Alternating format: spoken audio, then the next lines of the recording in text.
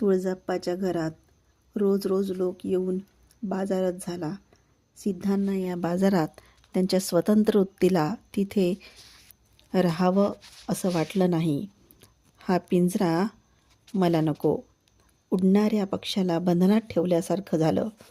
आता मी इथून जाऊ इच्छितो असं म्हटल्यावर त्या तुळजाप्पाने अवधूताच्या आज्ञेला अनुमती देत त्यांना जाऊ दिलं. सिद्ध पहिल्या जागेवर आले. तिथे विजापूरला सिद्धांची ज्ञानस्थिती माहीत झाली म्हणून ते असल्या ठिकाणीच लोक येत होते. सगळ्या जातीच्या सगळ्या अधिकाराच्या लोकांनी त्यांच्या दर्शनाचा लाभ घेतला. नंतर सिद्ध विजापूर सोडून निघाले.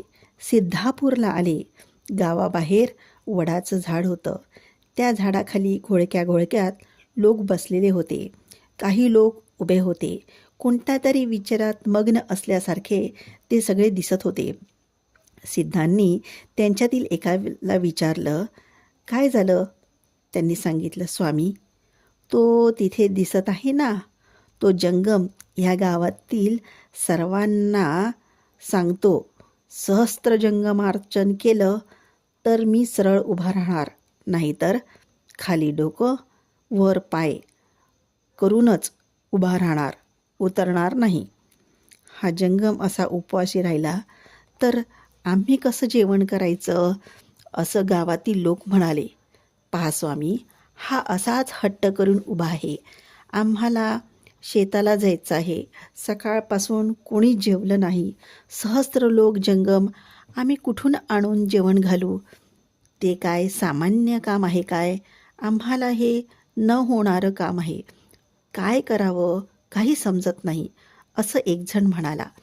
त्या मुग्ध लोकांना फसवून तो हठयोगी जंगमाच्या मनाला दुखवतो आहे असं वाटून सिद्ध म्हणाले, सज्जन हो, तुम्ही चिंता करू नका. सहस्त्र जंगमार्चन करतो असं सांगून त्याला नमस्कार करा.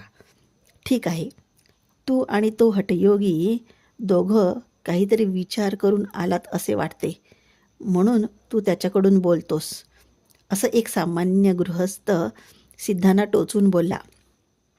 सिद्ध मृदुध्वनीत म्हणाले, नाही बाबा, माझ्या बोलण्यावर विश्वास ठेव. तुम्ही एवढे लोक आतापर्यंत उपाशी राहिलेलं मला पाहणं झालं नाही. तुम्ही जाऊन त्याला सांगा, बाकीचं मी पाहतो. असं म्हटल्यावर त्यांच्या बोलण्यावर विश्वास ठेवून लोक उलटा थांबलेल्या त्या जंगमासमोर उभे राहून, जंगम हो, आम्ही सहस्त्र जंगमार्चन